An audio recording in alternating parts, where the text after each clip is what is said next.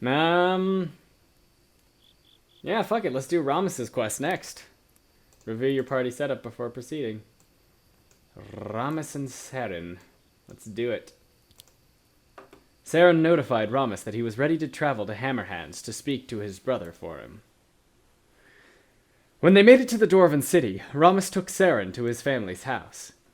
He led him up to a marvelous stone structure set into the side of the mountain. It was walled off from the rest of the city, and only a few other buildings could be seen that were similar. What is this place? My home, of course. What are you, royalty? Something like that. Really? Ramas pounded through the estate right up to the front door. The dwarves in the yard gasped as they saw Ramas. Hey! Is that blasted cod that is in today? The dwarves nodded but kept silent. Good. Come on. No one stopped Ramas or Saren as they explored the inside of the mountain mansion. Ramas called out his brother's name repeatedly until he stumbled upon him in a sparse room. Cod that is! What have you done with his room? The trophies are missing from the walls. Oh, wonderful. The loud's checked himself in. What are you doing here? This is a coup, brother. Ain't that right, man? Ramas gestured to Saren. He quickly nodded. If we may. Ramas grunted dismissal at Saren. Don't ask him first, just take. Not again. You're practically obsessed over those rocks. Rocks! Rocks! Rocks! I'll show you rocks! Ramas growled and advancing towards his brother, grabbing his axe. Oh, no! Help! Help! A large nomad squeezed in through the dwarf-sized door and stood protectively next to Kadris. Ramas stopped and scowled. You can afford a meathead, but you can't pay your debts, pa! Don't start. We are the one who quit trading to join some misfits adventures. If we're at a loss for coins, we know whose fault it is. How dare ya! If I was the only one keeping this family afloat, then you never had any right to be head of the family. Don't blame me. Blame your mother for marrying outside of her caste. Only a dwarf of my caliber could be trusted with...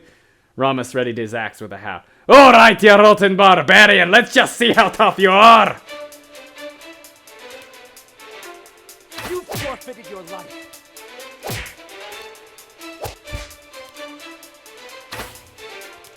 You no good scum sucker. It wasn't very tough. We kinda kicked his ass. Kadras whimpered when he saw he was defenseless. I'm gonna take those gems, and then I'm gonna kill ya.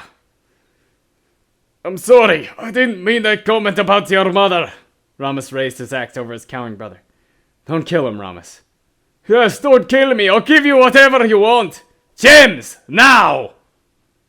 You can have them, you can have this whole broken house, the family is ruined anyway. No thanks to your leathery bum. Okay, but I don't have them. Ramas went deadly silent. I sold them. What? The whole room shook with Ramas's booming voice.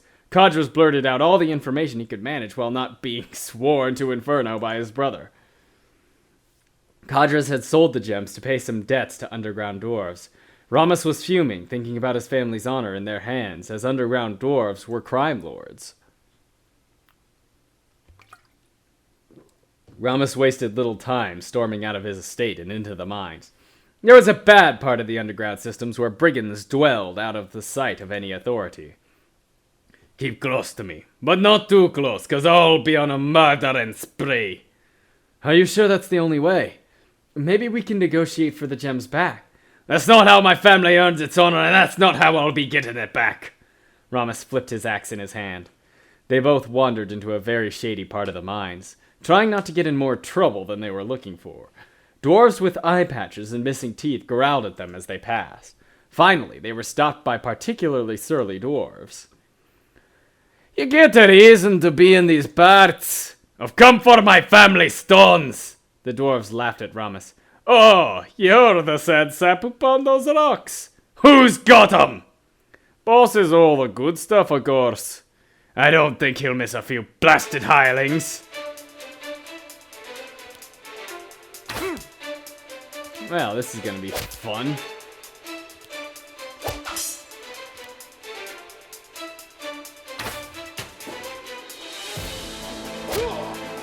One down.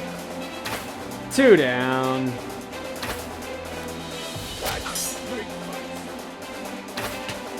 We just gotta keep dropping this guy. They should have surrendered Boom. when they had the chance. Victory is ours. Ramas, do we have to kill so recklessly? What's that racket, you scum? A dirt-covered dwarf with a peg leg hobbled out of the nearby tunnel. He froze when he saw the bodies on the ground. All's I'm wanting on my family, gents. You hand them over, I go. The boss glowered and pulled out an axe even larger than Ramas's. You think I'm some weak-necked elf gonna hand over whatever you ask? You're about to be. I like that armor you got. I think we'll be taking it.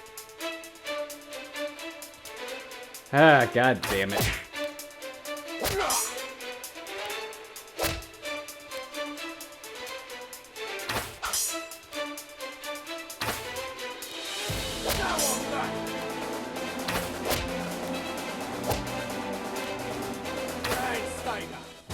Victory is ours. God damn it, Ramas. Blast on your blasting family. The boss dwarf gurgled his last words and then was silent. Crime lord or not, Saren made an effort to close the dwarf's eyes and lay him in a respectable fashion. Where are they? Ramas rummaged through every bag and box in the area. A glint from the boss dwarf's fallen axe caught Saren's eye. Ramas, Saren picked up the axe. Large jewels were fastened into the hilt. Are these anything important? He yanked it from Saren and inspected them with a scowl. My gems! He used them for himself, the rat! He could have at least pointed the symbols to face out, dirty filth! Ramas beat on the axe to get the gems to come out, but none dislodged. Ah! Ah! Calm down! You can take the axe with you! Ramas looked at the weapon in his hands, realizing it was not just a trophy, but now the home of his family gems.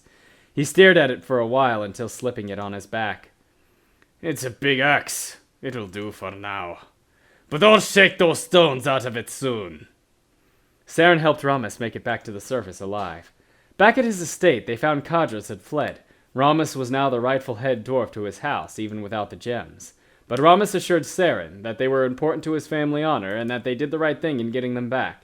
And perhaps all of Hammerhands for ridding the city of some notorious criminals. The gemstone axe! Now I can go here, go to Ramas's equipment. He's got a 36 damage. This is a better one, isn't it? Yep! Yep. Yep. The Death Hand, the Death Knight sword. Oh, that was a great waste of time, unfortunately. Hey, this is RPGatWill. I hope you liked this episode of Loren the Amazon Princess. If you want to check out some of my other material, you can click on my channel link below, or you can even subscribe if you'd like.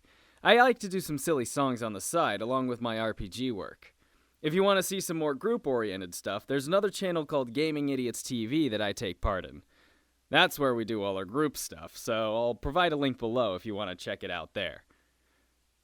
See you next time.